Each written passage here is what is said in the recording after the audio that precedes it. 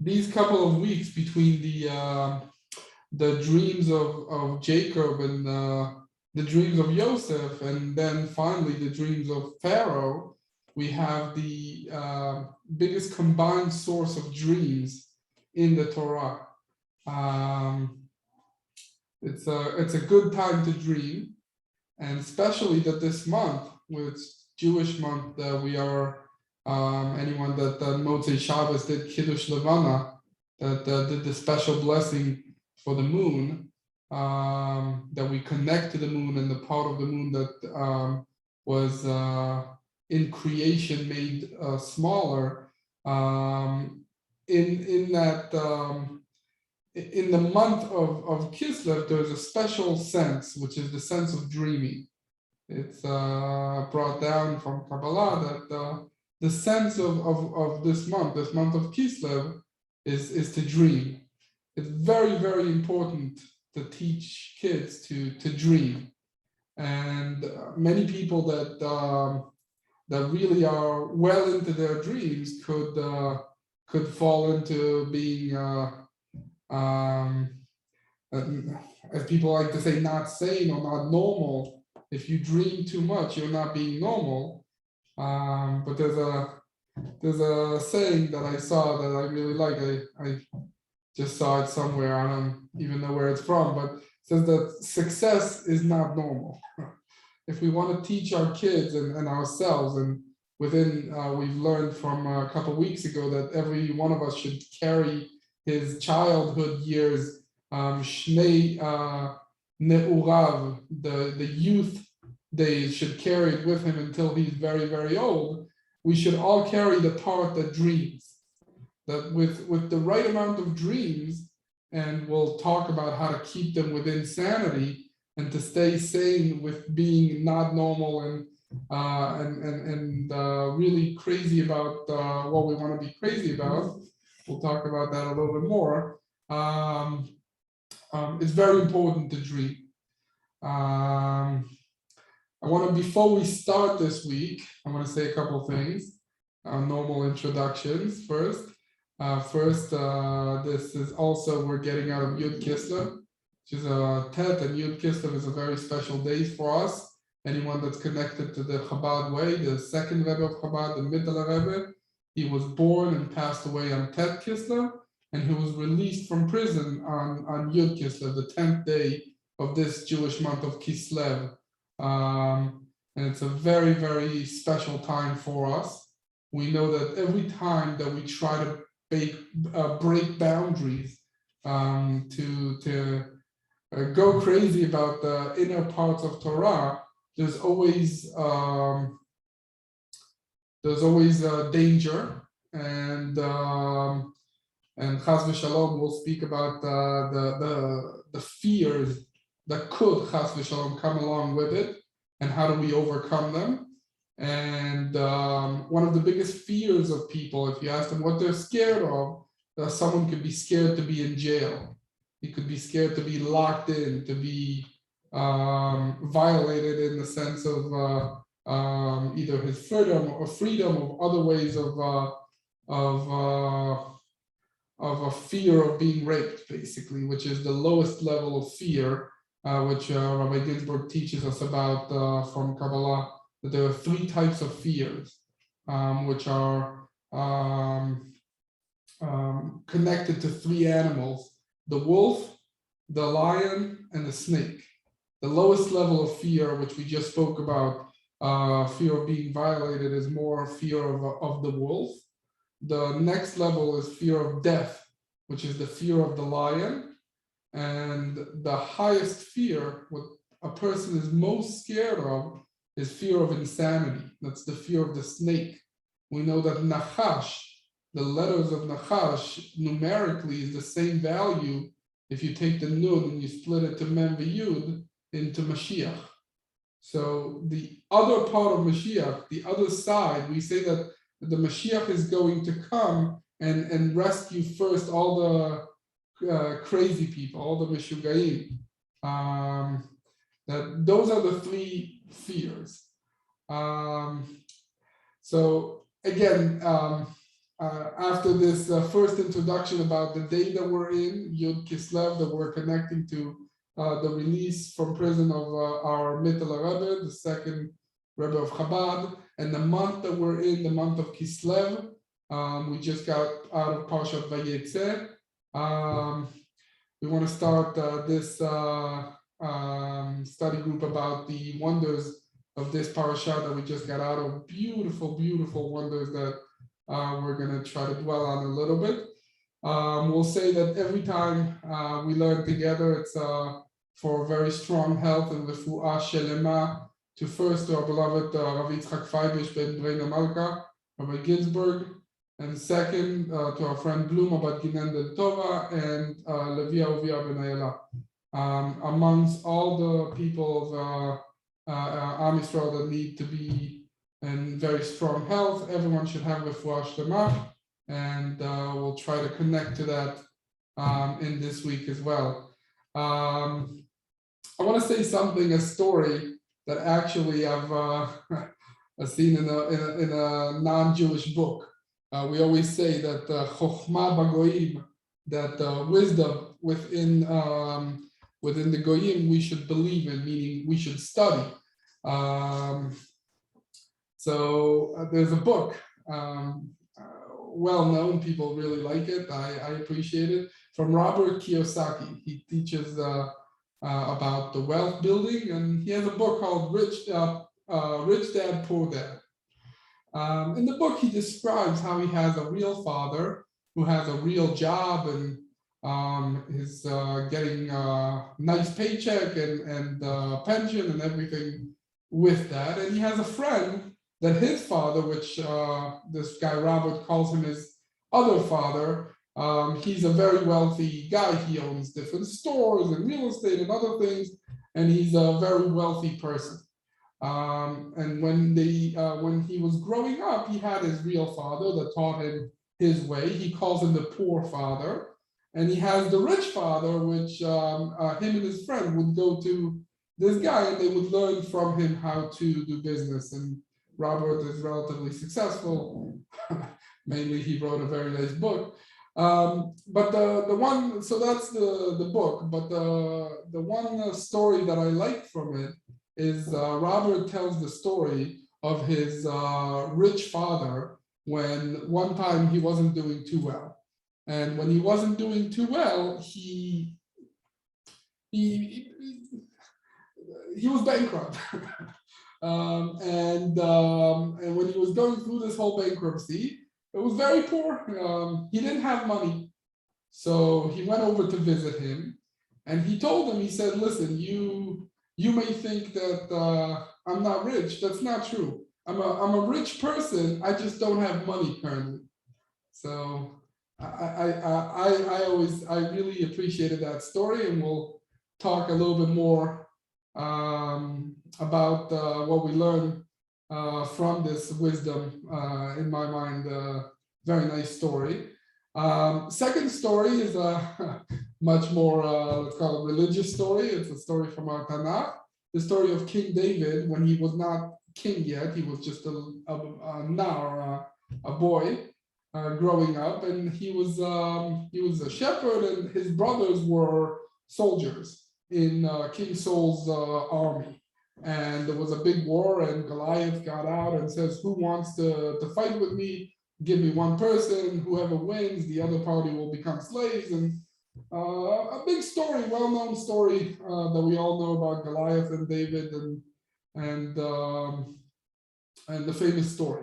There's one part of the story which I think is important to notice, is that when King David, well, he wasn't king, when David was going to fight Goliath, he took the clothing of the king, which were big clothing. We know that King Saul was a very tall person. Mishichmo v'mala, he was very tall. He was a high person, and he had the king's clothing, and the clothing, when he put them on, they fit him.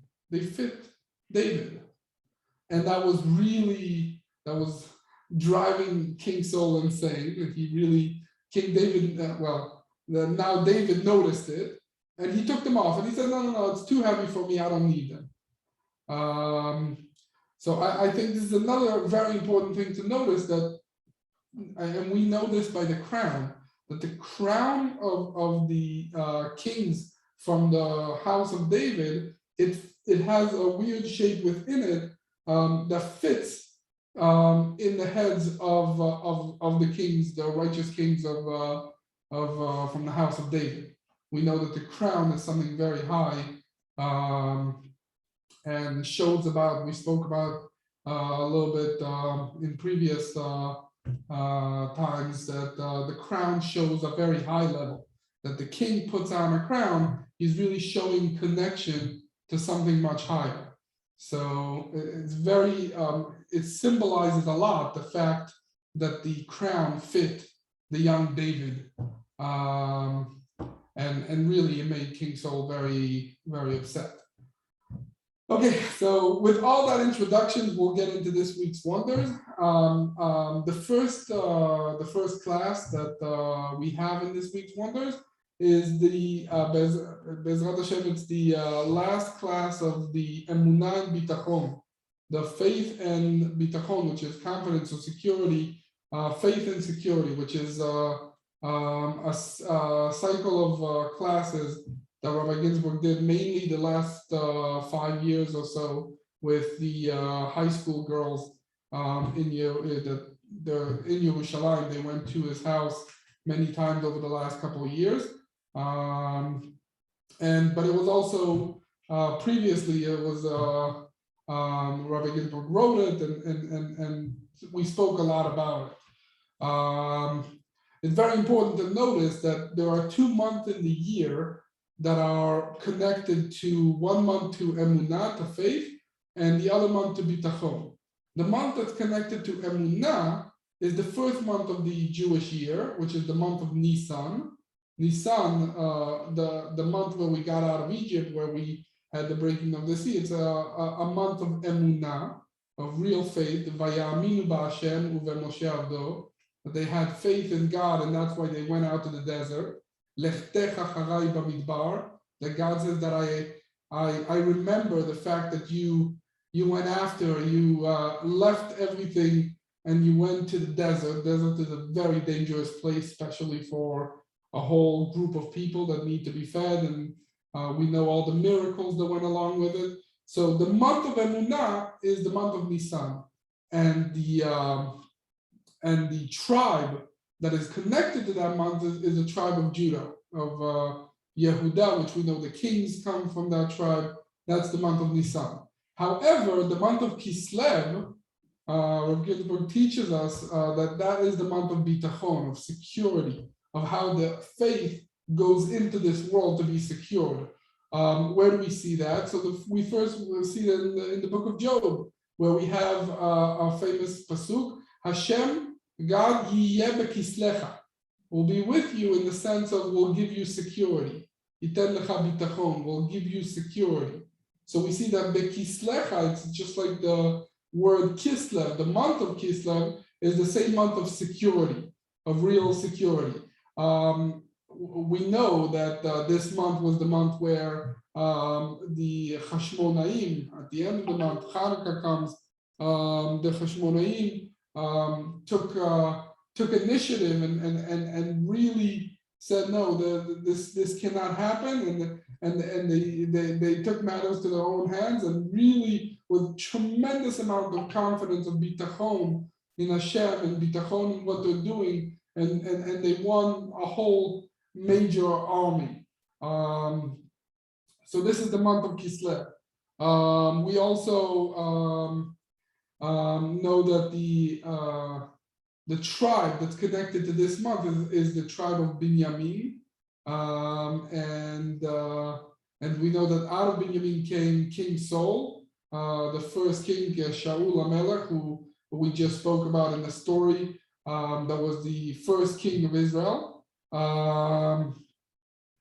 But we know that with bitachon, when you're going full confidence, if you're really taking it all the way without being fully connected, which we'll speak about, it really brings to a shvira, breaking of the vessels, like it could lead to destruction. Someone who's very sure about something and goes all the way in, if it's not done correctly, it could lead to destruction. I mean, that's the best way to destroy something, is to go all in. We know that when King Saul really was not successful, his kingdom did not continue and pass on to his son. But it did go on to King David, and King David, we know that when we learn in Chassidut, what we learn from King David is a lot about confidence of Hashem being part of every part of our life. It's called Hashgacha Pratit. That's what we learn from King David. And really, what he marries the daughter of King Saul, which is kind of his continuation of the kingdom of King Saul. Michal is the same letters as kelim, as vessels, to allow the kingdom to continue. We know that we learn confident this month. There's a very special nigun, Becha batchu avotenu, that in you, in Hashem, our fathers trusted and had confidence. We know that Abraham was Av kol ha'ma'aminim. We spoke about him. He had a lot of faith. He had a lot of emunah. But all the three fathers, Abraham, Isaac, and Jacob, and especially as it's shown in Yaakov Avinu, is complete bitachon, complete confidence and security in Hashem, bringing the emunah, the faith, into bitachon. We know that there's a famous remez in the word batchu, that it connects us also to the mothers. Where do we see that that bitachon, to be confident in something, has a lot to do with the mother, with the wife, with the pasuk that we sing every Shabbat. Batach ba, trusted in her, had confidence. Lev bala, the heart of her husband. So we see that the real bitachon, if someone wants to connect to bitachon, it comes from the wife, from the mother. So it's very important for every Jewish mother to be connected to this level of confidence. So that's the beginning of the last part, the last shiur. Then Rabbi Ginsburgh goes into a famous pasuk from a famous Zechariah, the prophet Zechariah, that has a prophecy about the end of days, about Jerusalem. And it's a very interesting prophecy. He sees a person. Let me read it from inside.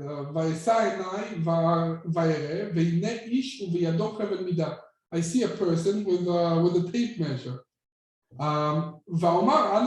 Where are you going?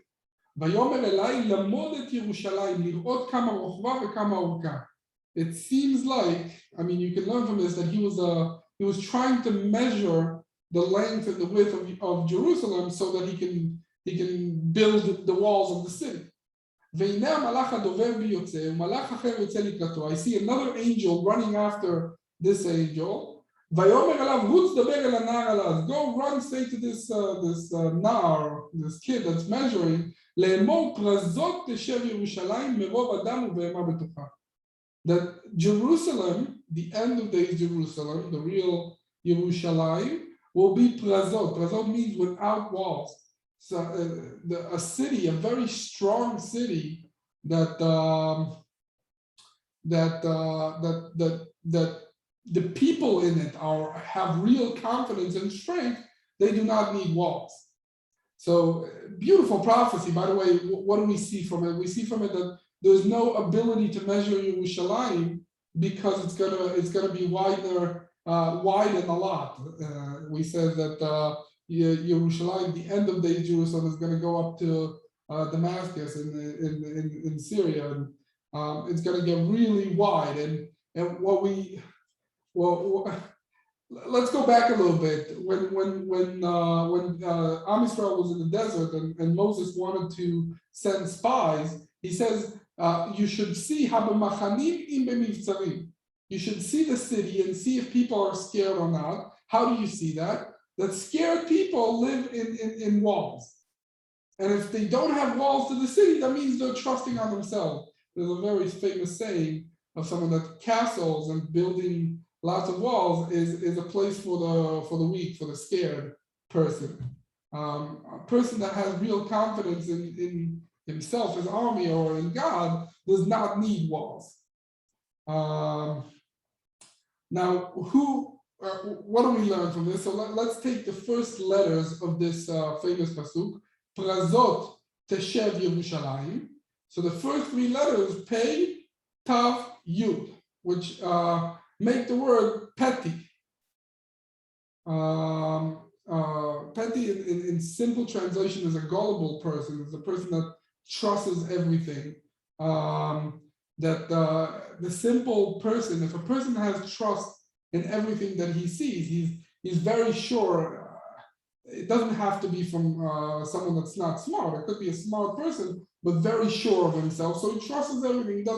He doesn't put boundaries, and he doesn't care to double check things. And that's a nice recipe to disaster. To again, just like extra confidence could lead to breaking, to shvira, to disaster. Also being too gullible and to trust in things that you should not trust could also lead to disaster. So what do we need for that? So we see that there was a dream. The dream in this parashah is Jacob's dream. He puts his head, and we know that the stones came together, and he saw angels going up, going down, and then he sees Hashem, and he tells him, and when he wakes up and he says, what does he say? Achen yesh Elokim b'makom hazeh, v'anochi lo yadati. God is here, and I did not know. He was very surprised by the fact that there is God here. That he had a very strong truth. In Hebrew, you say nikarim divrei emet. The truth has a sense to it that you recognize it. You recognize the truth of something, and that recognition is very, very important, to recognize the truth, because when you recognize something to be truthful, you can connect and you can believe in it. If we want to have real confidence, what hurts confidence? It's the thing that really hurts confidence is failures. My father-in-law likes to say that a pessimist person is an optimist person with experience. He has experience, he's seen failures, now he's a pessimist. Shalom. Of course, we need to be strong and confident. And what is our confidence? We're confident in Hashem. And why do we do that? So obviously for all the good reasons, but the latest reason is the Baal Shem Tov, the first Rebbe of Chassidut, the first person that we count on as bringing on the Pnimiyut Torah, the Chassidut. He was told by his father, and he passed it along to all of us when he was 5 years old. You should not be afraid of anything except from Hashem. And that is a very, very strong thing for every Chassid, that we are not scared. We are not afraid. What are the things to be afraid of? So there are three, and we spoke about this in the beginning, there are three major fears. And they're also connected to three animals, as we spoke. That the first fear is the fear of being violated. That's the fear of the wolf. The second fear is the fear of death. And the third and the highest fear is the fear of losing it, of going crazy. And the fear of those three fears go into three other fears. What are the fears? The fears is achzavot, being disappointed in myself, or disappointed in what happened. Nefilot is failing, and shigaon, and being crazy. So again, what is a person most scared of? A person is scared of failing, is scared of disappointments. And because we're scared of disappointment, we don't do things. That's the basics of psychology, of a person's thoughts. And what do we need to do? We need to connect to Hashem, to confidence in Hashem, bitachon b'Hashem. We know that the famous difference between the regular psychology and the Jewish psychology is what is the confidence. That in regular psychology, if someone goes to a psychiatrist, he tries to teach him self-confidence. Have confidence in yourself. But we as Jews know that that's not true. The real confidence in Hashem, being plazot Tishav Yerushalayim, being confident enough to be able to handle these things. What happens with Mashiach? We said this story last week. The Mashiach every day, if you go to him and ask him, when are you coming? He's coming today. Oh, but yesterday you did that and it failed. Doesn't matter. Doesn't matter. It's gonna happen. That's a crazy person. The Rebbe said about himself that he's crazy for Mashiach, that we need to go all in. It doesn't matter. You fail, and again, this is where we a little bit learn from the wisdom of the story that we said in the beginning. That if a person is rich, if a person is a king, if a person is a Jew, Yehudim and Bnei Melachim, sons of kings, they're all kings. If you're rich, then the fact that you don't have money, it doesn't matter. The fact that today failed, it does not matter. Tomorrow will be the day, or in our case, today will be the day. Hayom. And yesterday's failures are meaningless. We have enough confidence to handle it, to stay sane, even though all these things are happening. We know that every night, Reb Zusha, the famous Reb Zusha, would sit and do a vidui and kriyat shema, and he would say to Hashem, today Zusha is going to do tshuva, meaning today is going to be the day, meaning the night, tomorrow. It's going to be the day that Zusha is going to do tshuva and connect with you, Hashem. But yesterday Zusha said that yesterday was the day. Doesn't matter. Yesterday was yesterday. Today is going to be the day. I have a friend, a very, very good friend of mine. He told me once in privacy that every time when he gets out of the mikveh every day, a chassid goes to the mikveh every day, and every time he gets out, he says, from now, me'achshav, I'm going to start again. This is the time. A Jew is really connected to that and is able to stay sane even though he has all these bad experiences, disappointments and failures and even going insane to an extent. But he it doesn't hurt him. That has to do the same thing. What is the word that we're saying a lot over here? The word is shfiyut. Shfiyut, sanity, comes from the pasuk shafu atzmotav. That his bones, there are two explanations. Either his bones were heightened or his bones were broken. What is the simple explanation? So the simple sense is if someone, for a person to go insane many times, there needs to be a huge difference between things, meaning to be very high, very full of himself, or very confident in something, and then to experience great failure that creates insanity, that a person's mind is not able to, chas v'shalom, not on anyone, but a person's mind is not able to handle those differences between being high and low. But that is a Jew. That is what we are learning to do. That is a king, a real king, King David, that he feels that he's everything and nothing at the same time. That there are several times when King David, who is the biggest king in Judaism, that his kingdom would go on. What did he say about himself? That Vanochi tolad v'lo ish, I'm a worm and not a person. He could feel of himself as nothing. V'nikloti od meod mizot, he tells his wife, I'm going to go even lower than that. He can be the lowest of the lowest. He can feel that way. He can feel really that him himself, if I do something, it's going to be a complete failure.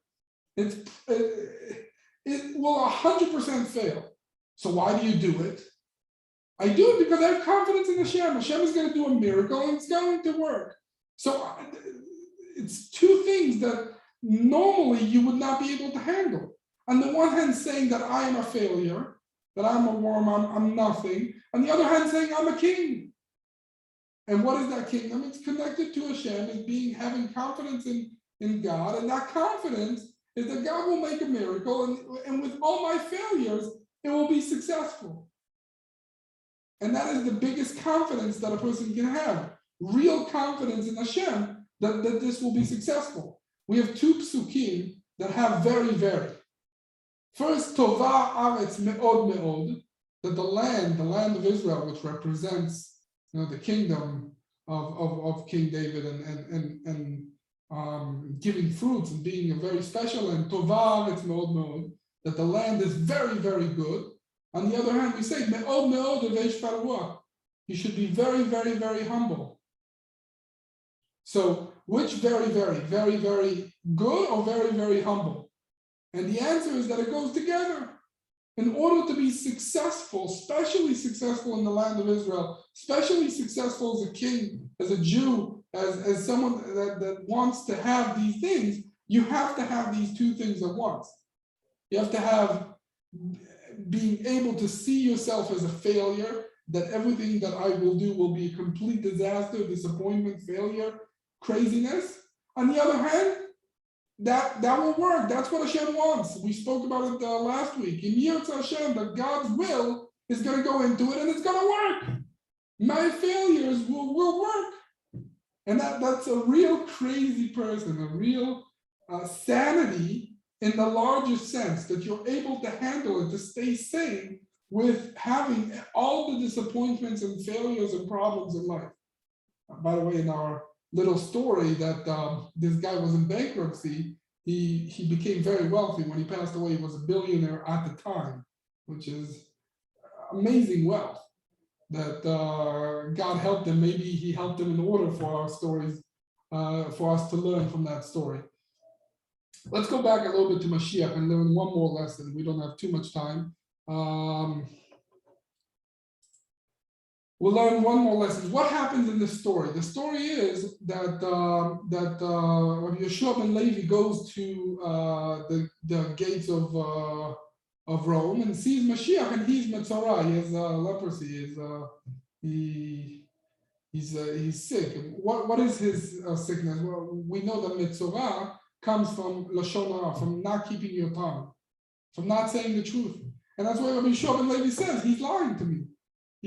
He has leprosy because he's lying. And he should have, Melamed Zchut, what's the limit Zchut? How do we say something good about what's happening with Mashiach and his problems, it says that that his Mashiach's problems come from us. Meaning we are the ones that have the sin of lying, of not keeping our mouth, of not saying truth, and therefore Mashiach has his leprosy. The truth of Mashiach is able to stay truthful even though he's in this body. That there's 6 levels of strong health. The 5th level is to be in a body that has illness, but the soul is completely whole. Usually they go hand to hand, that the body and the soul are connected, as we say that there's a punishment if you lie. If you don't keep your mouth, then you can have a body illness. But in this case, Mashiach is completely truthful. When he says today, he means today, but he's carrying on the lives of the generation. We know that one of the problems of this generation is not keeping its mouth clean. We know that the work environment, many times, I've heard from many friends that there's a lot of cursing, a lot of lying. That people are not understanding that in order to be real successful, you have to keep your mouth. You have to watch your mouth. You have to see everything that comes of your mouth to be truthful and clean in order to be successful. someone successful understands the power of the words that he said, of the environment that he's in. And Mashiach is supposed to be in the cleanest environment, but he's not. He goes into this generation and tries to work with what he has here, with the leprosy that comes from lying, from being untruthful, from Lashon Hara, from not keeping the mouth correct. And that's where Mashiach has his problem. But he's saying today, no, within that, he's ready to be cured. He's ready for all of us to be cured and to connect to the real truth. And the real truth is that God can do it, that you can be insane and still stay sane at the same time because you're connected to Hashem. And that connection would allow you to be successful, to be wealthy. We know our fathers were very successful and wealthy. The Torah tells us that Abraham, Isaac, and Jacob were all very successful persons that had a lot of wealth. It goes along with that. We're not, we don't believe in being poor and being chas v'shalom unhealthy or unwealthy. We believe in tremendous wealth and strong health. But in order to have that confidence that everything will be good in our eyes, in this generation, and the way we are, we have to connect to the right things, to petty. We have to really believe and have confidence in the truth, and we have to also recognize the truth. We recognize when we see our Rabbi in Chabad, and we see the righteous, we see Rabbi Ginsburgh, we see people saying the truth. You have to connect to that. You have to believe in that. When you do, Be'ezrat Hashem, it will generate tremendous success. And the main success that we are looking for is redemption, is Geulah, is Mashiach. And Mashiach will come, and Be'ezrat Hashem with that, and today, and right now, and we're not worried, we're not disappointed, we're not, with everything that we have, all the disappointments and failures and craziness that goes on in this world, it doesn't mean anything because Mashiach is coming. And that's what we believe in, and that's our confidence, and that will bring us the Be'ezrat Hashem, that strong health and confidence. So we do have a few minutes, so if anyone has any questions, we can try to dive into them a little bit. Maybe we'll say one more thing. If not, we'll leave it like that.